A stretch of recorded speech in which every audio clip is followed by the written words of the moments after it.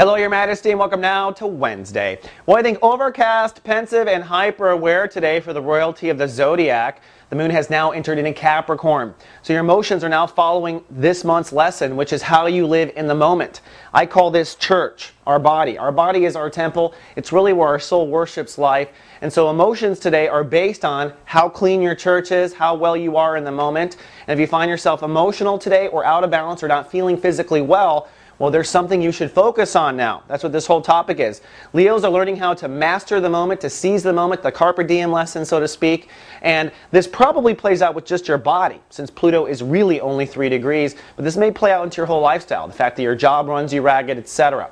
Now, Mercury is retrograde and conjuncting Pluto. So that means something about your lifestyle and your health will die. And I guarantee it will die by Friday. And this is a good thing. If something dies today, if you find yourself losing a job or you find yourself losing your car, whatever it is you're losing, it's good. It was in the way. Trust me on this. On Friday, we're going to have a solar eclipse in Capricorn, which means you're going to get a new boost of energy toward the right direction. Of course, only if you do your spiritual work. So if you're sitting there and you're still eating candy bar after candy bar and you know that's not good for you, I'm telling you, not a good thing. We don't want the universe to boost you eating candy bars. Get on your spiritual path, Your Majesty. Everyone has to do it. I know you feel royal and above it. Also, some good news, Saturn. Saturn is officially retrograde today. It will remain retrograde until May 31st of 2000 Zen.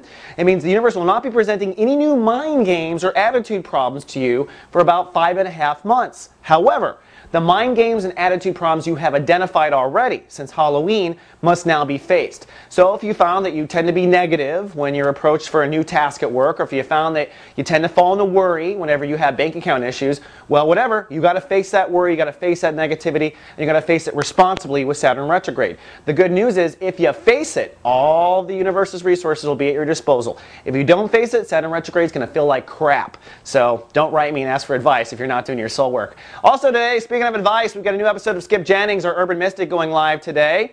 He's going to be getting deep on Capricorn, and in this episode, he's working on surrender. How do you surrender to the Capricorn vibration? I mean, Capricorn is all about not surrendering. It's a captain of the zodiac. In this case, it's about surrendering in the moment to yourself, surrendering to your church, which is your holy self and your body. So don't miss Skip. He's going to get you deep on that. He's everywhere. Soul Garden does stream. All right, Your Royal Majesty, that's all I have for Wednesday. I'll see you tomorrow with more. Live, love, be. So